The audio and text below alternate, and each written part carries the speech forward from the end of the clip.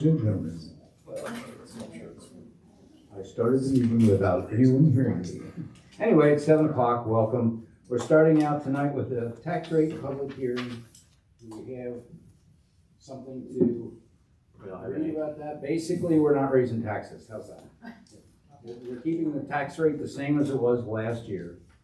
And we will see a little bit of income increase because of changes of additional property being assessed, either assessed differently, or the properties that sold, or additional properties put on the tax revenue. But basically, we're keeping the tax rate the same.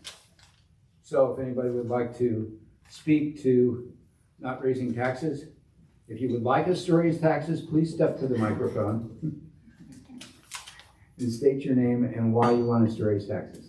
Okay, hearing none, that is closed. And now we're going to move on to the liquor license public hearing. Anybody want a drink? No, I'm sorry. This is Taste Cellar and Pantry. And what do we have for that? Public notice. Application has been received from Taste Food and Wine LLC, DBA Taste Cellar and Pantry, 16 North Fort Thomas Avenue, Fort Thomas, Kentucky, 41075 for a quota retail drink, NQ retail malt beverage package, quota retail package, and NQ for retail malt beverage drink license. The owner of the property to be licensed is Peter Zimler, 16 North Fort Thomas Avenue, Fort Thomas, Kentucky, 41075. The application is on file in the office of the ADC Administrator and will be finally considered at a public hearing during the council meeting on Monday, September 8th, 2025 at 7 o'clock p.m. at the Fort Thomas City Building Council Chambers, located at 130 North Fort Thomas Avenue. Is there any questions or comments? Do we have any background on this, and where is 16 North? It's where the old art studio was. Oh, they okay. vacated and they're putting in a business there. Sounds great. Is that? Thanks for all the details. I was hoping you weren't going to catch that. From my memory, because I don't have it written down, from my memory, it'll be a small food and wine. It'll have high-end food. For a while, that was going all right. I think we'll leave a bakery. Wasn't there a wine shop there for a minute? Yeah. I think it did well. The owner wanted to turn it back into his insurance office, unfortunately. Is that the same location where Peter has his real estate business downstairs? Yeah, I believe so. Yeah. It's the same building. Okay. It's the same building, right? Cool. All right, any comments about the liquor license? If not, we will actually begin our special meeting. And if you call the roll, please, Melissa. Mrs. McIntosh? Here. Mr. Pendry? Here. Mr. Allison? Here. Mr. Blau? Here. Mr. Strange? Here. And we could rise for the pledge of the flag, please. I pledge allegiance to the flag of the United States of America and to the republic for which it stands, one nation, under God, indivisible, with liberty and justice for all. Okay, I'll entertain a motion for the minutes of the August 18th meeting. I'll move to approve the minutes from August 18th. Second. All those in favor, please say aye. Aye. Opposed? Thank you. All right, we're to visitors and communications. What do we have? Steph?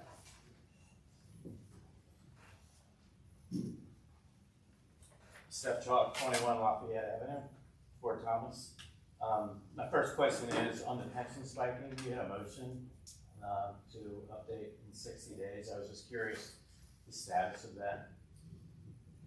We had a preliminary update that was sent out, but I'm still, I should have received the open records request I had to do for the state.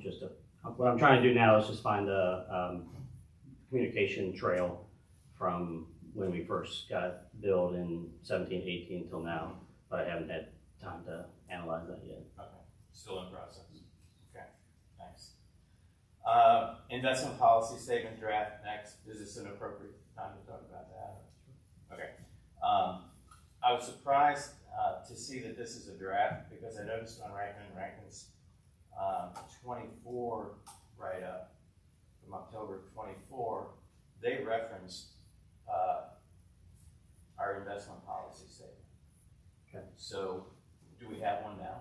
Yeah, so we're just updating it because we're gonna start looking at investments other than, we talked about it at our finance committee meeting. So we're looking at investments other than CDs and money markets, so Okay. that's I was- why we have the didn't draft. have one, so, okay. That's why we have the new draft, and then, we decided that until we pick an investment company to partner with, that we would hold it to make it permanent, just to get their feedback on it. Okay, thanks. I've got a couple of suggestions. One is on the draft itself, the power and authority is bestowed by title to the mayor as well as the city administrator. And I just think that 2 is not the ideal number, because it's not clear in that draft whether it's 1 or 2 people that have to agree, or if it's 1 person that can do it. But my point is that it would be nice to have a third, just because if it is 1, and that's not good from a control standpoint, just to have 1 person that can have that much control. If it's 2, if you have somebody on vacation or they're sick, it kind of stymies the whole process. So I would think about putting 3 in there. Okay. Let's see. We bet they have the finance chair as a third. It's actually listed later on, but I'll look at it with you. Okay, let me just, yeah. Yeah, it is. I don't want to be the only one responsible, so don't worry about that. I mean, it is a strong mayor form of government, so certain Yeah. things do fall to me. But yes, when it comes to something like this, I ain't, you know. And I hear you. In the standard of care that's being used, it says prudent person, which that's fine. That leaves me out, right? Well, not necessarily, but I would like to see that say prudent investor, because that's a higher standard of care. If you're managing all of our money, which you are, it would make sense that you would be held to the standard of a prudent investor, as opposed to just some person on the street that's managing money, so. Then the third is the relationships. I think you can tighten the relationships in that document up a little bit, as far as whether it's an agency relationship or an investment management relationship in whoever you hire and go forward. Whether it's a fiduciary, they're acting as a fiduciary. And then the custodian part, do we loan securities now? Does our custodian loan securities? We don't have security. You don't use securities lending? And your custodian doesn't?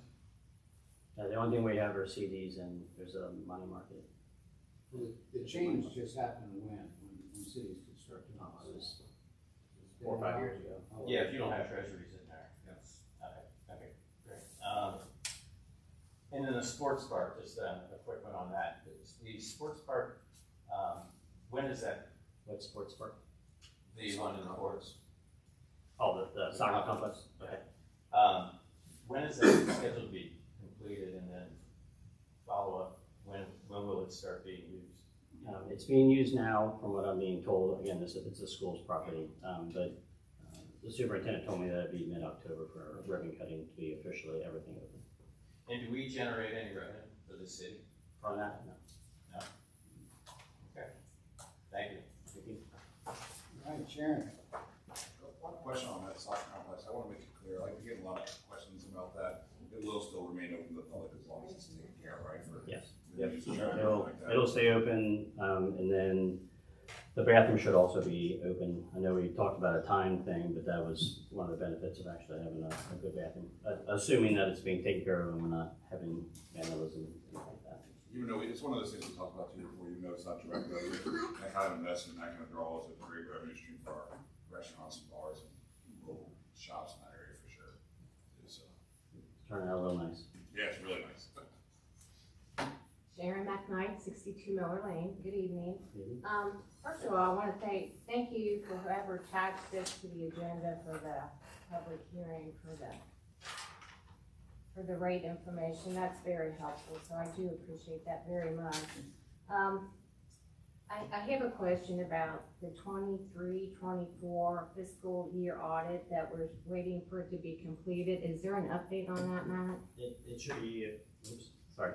We should have a meeting here in the next 2 weeks.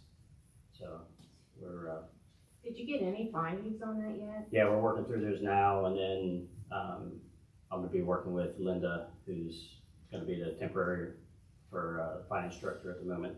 and she's gonna review that document tomorrow. Are you gonna have,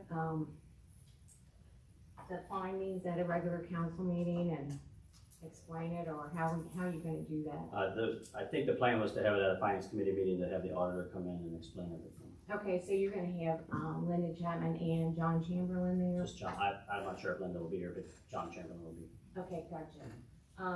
Cause I know Linda Chapman, I'm sorry, was called in. Was she there to help with the financials, or was she asked to help with the audit information? No, she was here to assist when we had an employee out. That just, Oh, okay, that's fine. I thought she was helping get stuff in order and stuff.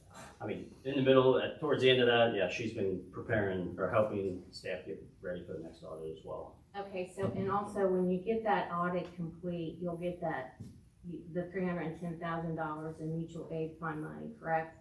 Since they're holding that, since that's an incomplete audit. Okay, I have another question to ask you. Since the public hearing on the June 2nd on the budget, you were nice enough to give me the more detailed, financial budget information. And, on this, it says that the 23-24 audit was audited, but I guess that was an error because that's not correct. But, my question is, because I was able to look at the police department, the fire department, and their financials and what Andy brought up during that meeting, but my numbers aren't adding up, and I'm sure I'm missing something, so I just want to clear that up right now. So during the June 2nd public hearing, Councilmember Andy Ellison said the police pension cost rose from $1 million in the original fiscal year 24-25 budget to 1.22 pension cost to 1.22 million in the amended budget, with fire pensions also increasing. He stated the total increase was $773,000, which caused like a mismatch in the budget numbers. But when I look at the budget chart I was given, I calculated a larger total increase of about $966,561, $659,141 for the police, and $307,420 for fire. So that leaves $193,561 difference between my numbers and what was reported. So my question is the $773,000 just part of the $966,561 increase? And if so, what explains the remaining $193,561? I mean, is that for salaries and overtime, or like buying equipment? What's the difference there?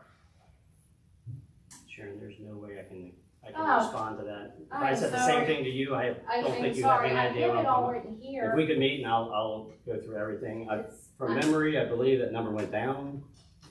I don't know, I never heard Did we that. found a discrepancy? I think something was entered twice. Right, I think those numbers are the first numbers compared to what we fixed after our discussion. I'm going by June 2nd public hearing, what was discussed and what's being investigated for the pension. Yeah, I don't have my notes spiking. with me, so I Oh, I'm can't sorry, but speak to that. it was $773,000, but when I got this information from you, you sent to me later after the meeting, I did the numbers myself, Mhm. but they were, you guys might be seeing stuff that I'm not seeing, like, are you having a pension breakdown where we can't see that, or what was spent on it?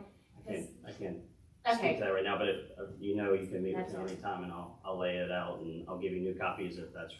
that's the okay. Updated ones or not. I do have a suggestion, and I know you guys are working on it, but like, if you do that and you have like these spikes like that, it would be helpful, like, why that was, like the pension thing. If you could just put it in there, we could follow it easier, because like right here, there's so many financial swings between, you know, from the bottom you have, this is your total, okay? Your total, estimated total fund balance, okay? But then it swings up here, and it could be $1,626,146 less. I mean, there's so much swinging going on. It'd be an easier way of putting that in there, like a check registry. If there's if there's a minus or a plus that big of a variance, if you could put in there why that happened, that, I think that would help Into a the lot. spreadsheet, why? This is it. Yeah, that's the general balance fund. Yeah, this is the one you get. That's a summary. More detailed of it, so. And that's what I'm talking about, because, you know, here you go. I got the total for the fiscal year 24-25 original, and then the amendment, you go up here. You got 19,295,685,000, and then up here it's 17,850,810. So there's a large variance, so if there's somewhere that you could put right in there explaining what that variance is for, I think that would be helpful, because this is all we get to go by to talk about it, so. Okay, and let me see if we have any more questions.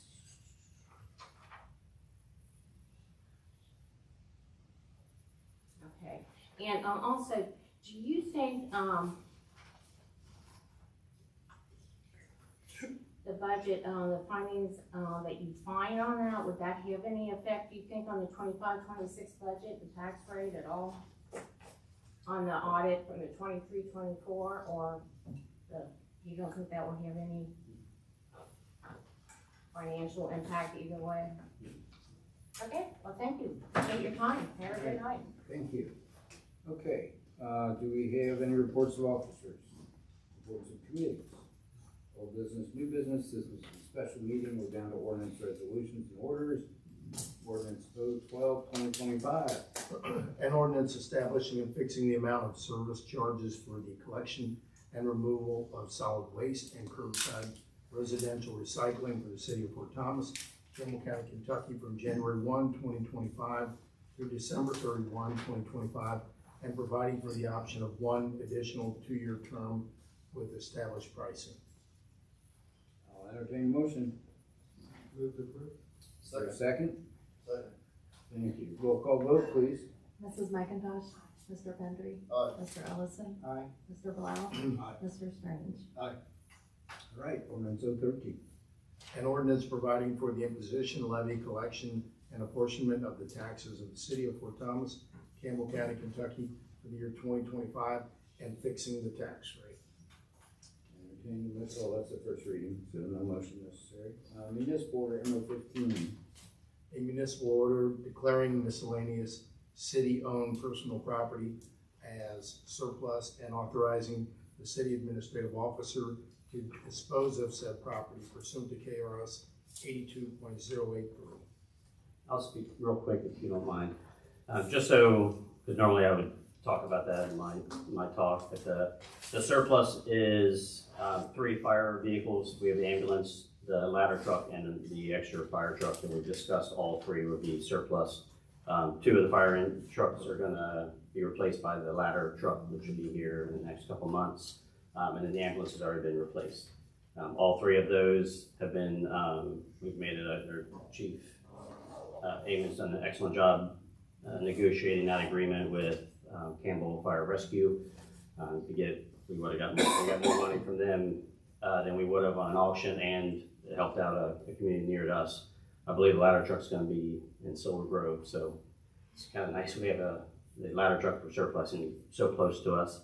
And then the other items are just mess hall equipment that we're trying to clean out and get the mess hall done. So with Lauren being in charge of the recreation in the mess hall, there'll probably be a little bit more coming here, just so everybody knows, just some of the outdated stuff in the mess hall. So you're trying to get rid of some of the mess, huh? Sorry. Make it all. All right. That money just goes to, the general fund General for fund. next year, that's not part of any calculation of income in the budget. We may have allocated for that in the revenues, I can't remember at this point, but I think it's a total of $155,000, which is 5,000 more than I told him. Squeezed a little bit extra out there. A lot of times it's not very large. So chair. I will I was just entertain. talking to you. Oh, yeah, it's some big stuff that's not. Okay, can I entertain a motion? Move to approve.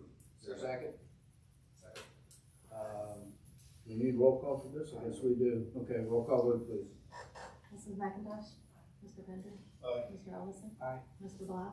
Aye. Mr. Strange? All right, and is there a motion to adjourn? Motion to adjourn. Is there a second? Second. All those in favor, say aye. Aye. Thank you.